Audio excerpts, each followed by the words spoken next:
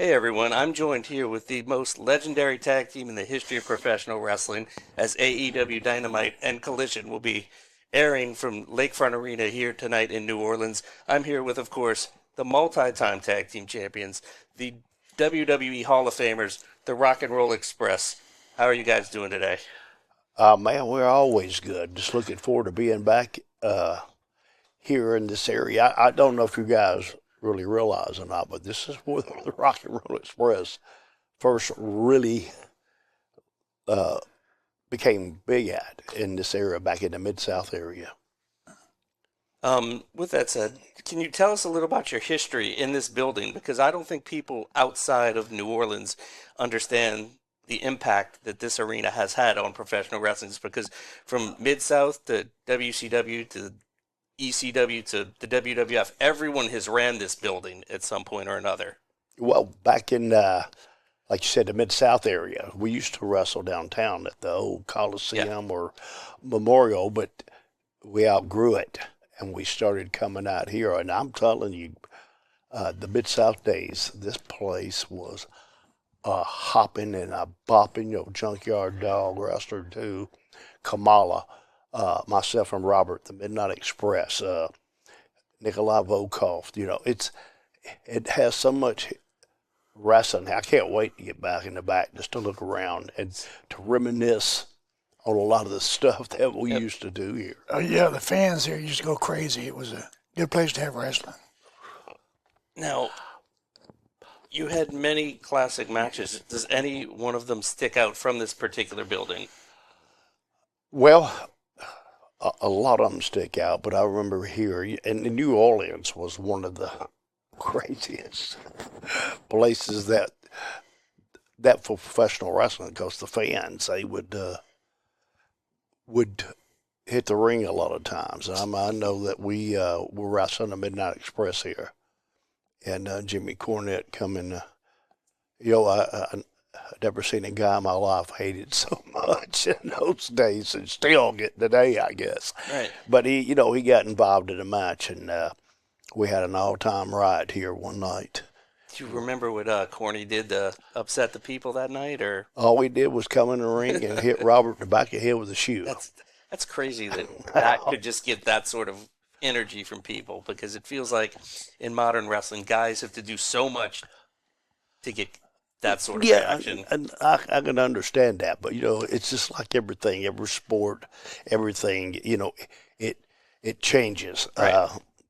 It's a whole different era, and that in that day and era, that was when the people really thought that we was really getting hurt, and Jimmy Cornette was just trying to kill somebody for his team to Right. win. So you guys were just in Vegas, WrestleMania weekend, or last week, over the weekend. I was wondering, you guys worked Defy, and you also worked Joey Janela's Spring Break. What was that like? I do it every year. What Yeah. is it like? Being who we are. Right.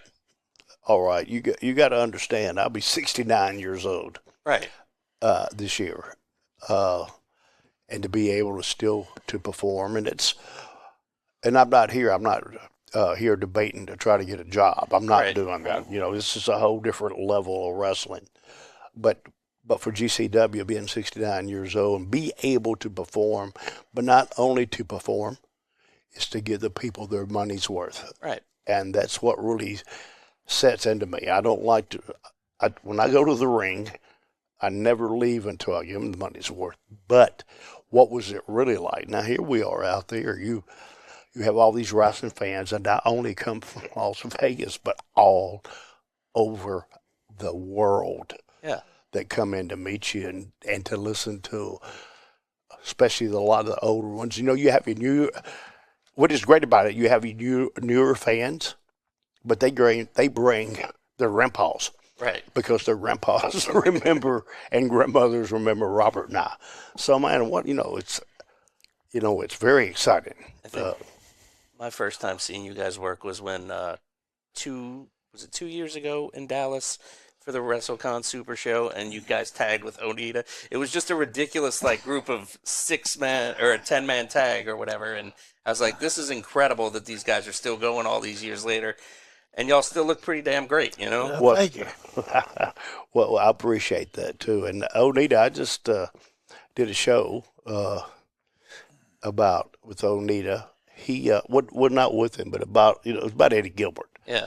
and we're Eddie Gilbert and I tore up a concession stand with Onita and Fuji, Yeah. and that's how he got the idea to go back to Japan and open up FMW. That's wild. Yes.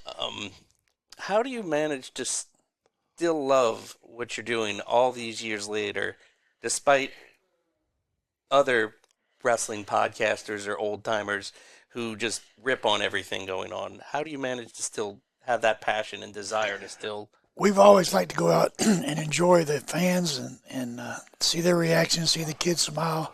If we can make them happy, then we're doing our job. And another thing is, Bud, is we still love our business. Yeah. Negativity, I don't put up with it. I don't listen to it.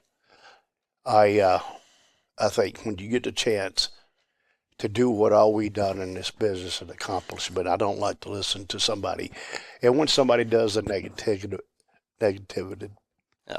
it's easy for you to say. This is. But when they talk about that, they're miserable themselves. Yeah. You know, it's a lot of people in this business, and I will tell you to you, eye to eye, you think you know everything about my business, and really when it comes down to it, you don't know nothing. Right. It's just been a pleasure. I mean, we're here tonight representing AEW, the greatest wrestling company in the world, at 69 years old. So what you want to bark on me for? Right.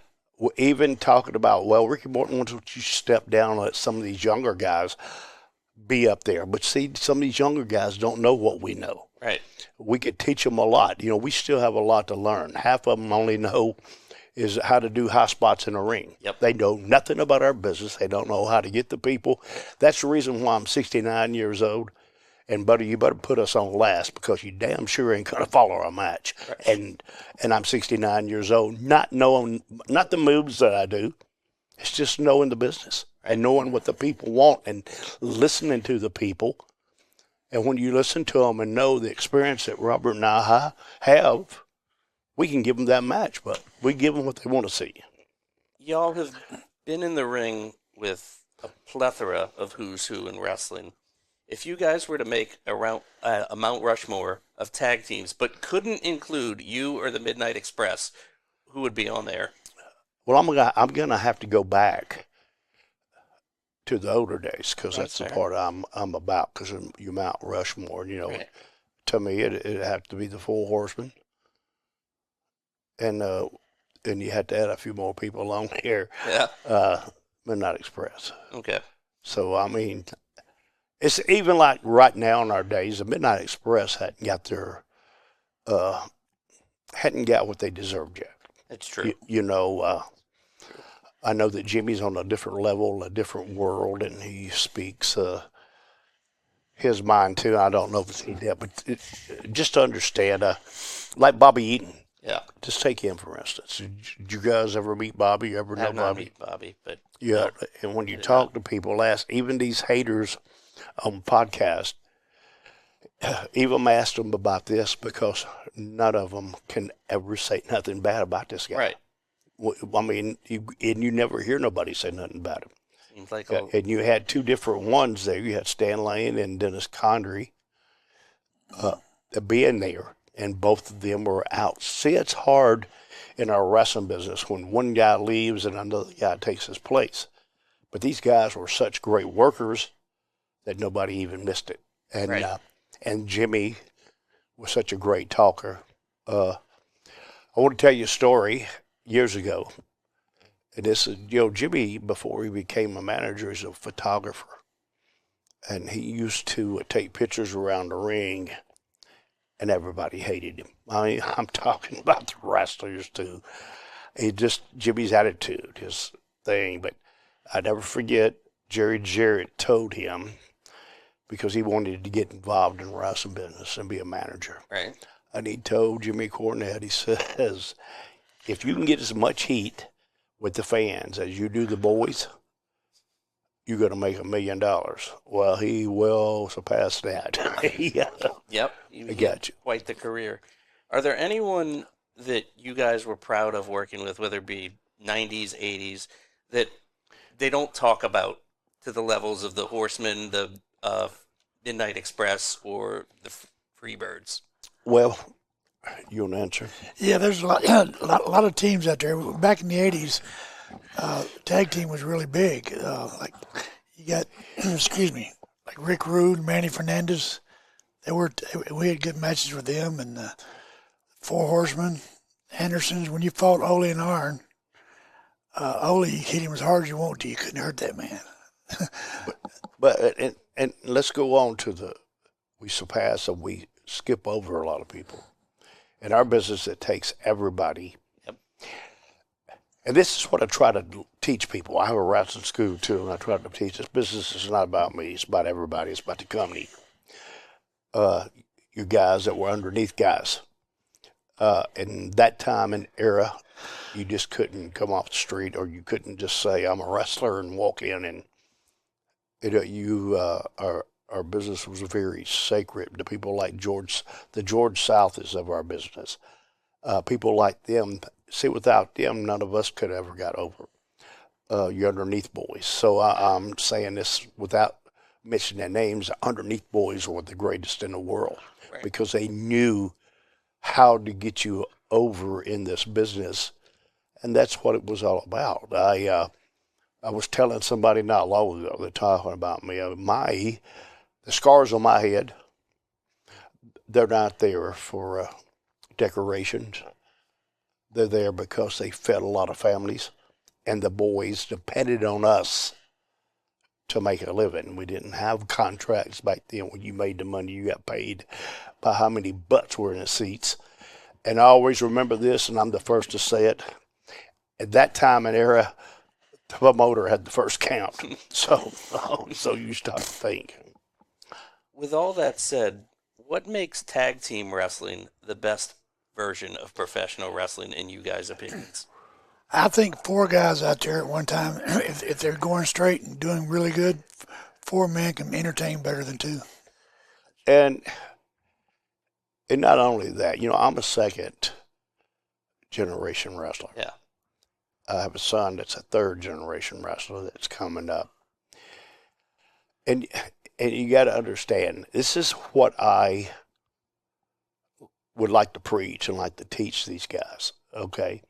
That it's when you're in a tag team, it's not about me. And now, I've noticed and I watch a lot of tag teams, and I'm not knocking you, but first guy starts, he does all his stuff. Then he tags his partner, he comes in and does all his stuff. And it's vice versa on both sides. But when a well-tuned tag team is, you work together. You go in and do your stuff together. And I started a few tag teams that are doing that. I start to watch Young Bucks, and they really, really good at this. They try to tell the story that leads up to the match, and that's what we're forgetting about a lot in our matches. And that's and I like to see tag teams grow like that, work together, not against each other. You mentioned the Bucks. Are there any other tag teams currently that you guys enjoy watching?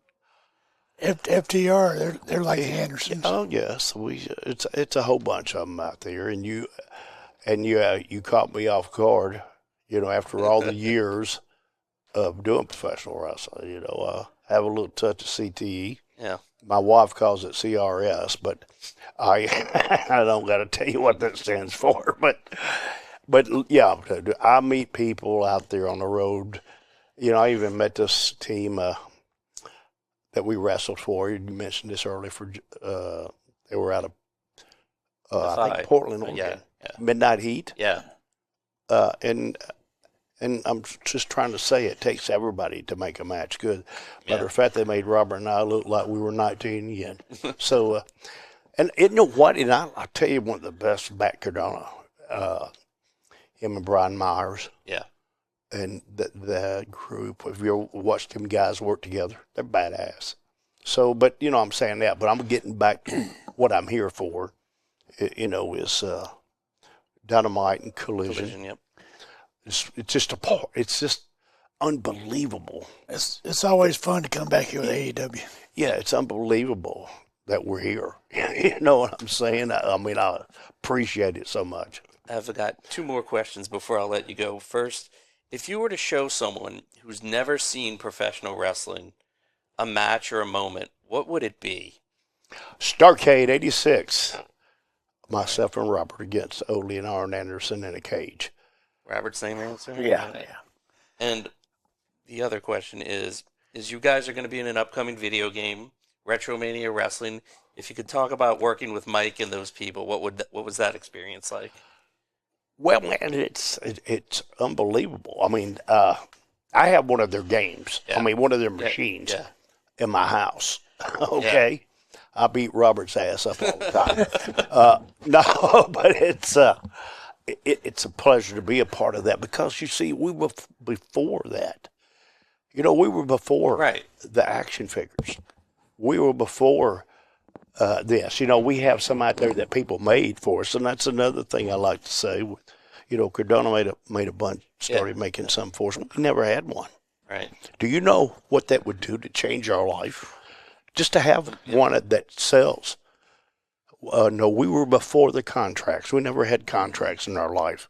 We never had that. So Retro, they helped us out a lot. See, people like that didn't forget about us and put us on these games. Have you watched some of the games or played it? Yeah. It's really badass. Yeah. And I really enjoy when people still remember the Rock and Roll Express and what we done without us having to ask them to do something for me, you know, because I'm never like that. Yeah. I don't like to have nothing that I didn't deserve it, and they made us feel like we deserved to be on that game. Mike is a really great dude over at RetroSoft Yes, Studios. yeah, So I've I'm had right. some They are. great conversations with him about the game. Yes. And finally, let's talk about Dynamite tonight. What's going on? Well, buddy, we just glad to be a part Yeah. of it. Yeah, you know, to be here, you know, for Dynamite Collision, to be live on TV tonight.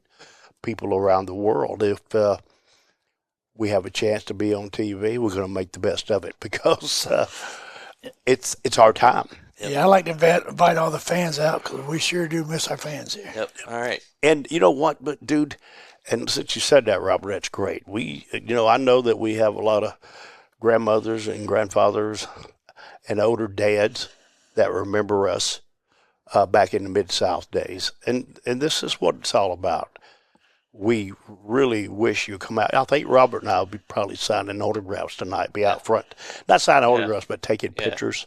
And if you were a part of that, please come out tonight and come out and see Robert and I because we love to reminisce about old times and what happened here and what happened there, and especially here in the city of New Orleans where wrestling was just blowing other people. You know, the ratings for wrestling back then, and you didn't have all your social media stuff that's going on.